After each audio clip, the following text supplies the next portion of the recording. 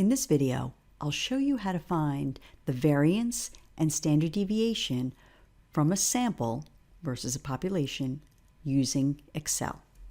In the lecture, I used the 3-column chart to compute standard deviation. The first column of the chart is X. Those are the data values. The second column is X minus X bar, where X bar is the sample mean. The third column is X minus X bar, in other words, column 2 squared. I have some sample data, which means that these are my individual X values. So I'll highlight them. I'll copy and paste them into my chart. To get the second column, I need to know what X bar is. X bar, as I said, is the sample mean. That's just the average of the data. In Excel, the function that you would use for mean is called average. I'll type that in, I'll open up a parenthesis, then I'll use my up arrow to move to the first piece of data. Then to turn this into a range, I'll hit the colon, and I'll continue to hit the up arrow to highlight the rest of the X values. I'll close the parenthesis and hit enter. In order to create the subtraction, I'll click into the first line of the X minus X bar. I'll type equals. I'll click on the first field, E3, minus, and I'm just going to type this in for simplicity. It's 314.375. This is the individual X value minus the mean. I'll hit enter, and here's the result of the calculation. To copy this formula down, I'll click back into F3. I'll hover around this bottom right-hand corner. See how this turns into a small plus sign. I'll left click and drag this down. When I release, it puts the formula in. For example, this one is now E7, which is this, minus 314.375. You can see the formula here. Now, column 2 is done.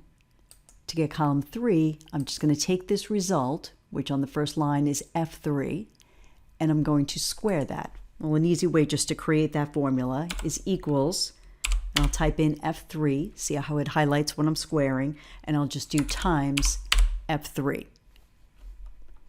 Enter.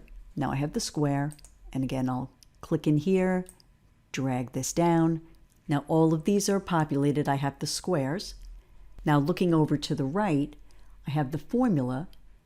Variance, or S squared, is the sum of this column, X minus X bar squared, over N minus 1. To get this, I'll click down here.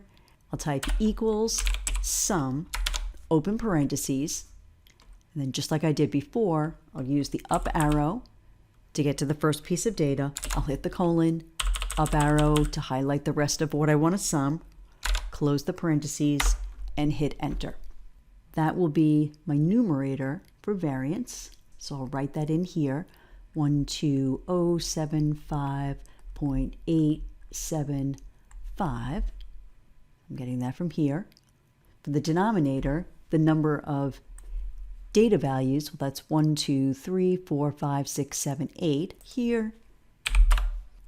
Then my variance is going to be 12075.875 over 8 minus 1.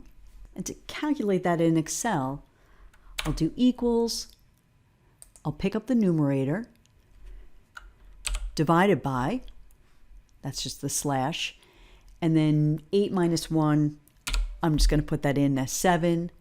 And when I hit enter, this is the variance. So I'll say that S squared is equal to 1725.125. Then to get standard deviation, that's just S. It's just going to be the square root of S squared, which is going to be the square root of 1725.125. And I'll do that in Excel using the square root function, equals SQRT, open parentheses, move the arrow up 1, because now G15 is the cell that contains what I want to take the square root of. Close the parentheses, hit enter. There's the standard deviation. Let's say I was rounding this to 4 places. I would say it's approximately equal to, because I'm rounding, 41.534. This last one would be a 6 because the digit following it is a 2, so I don't have to round up. So here's the variance, here's the standard deviation.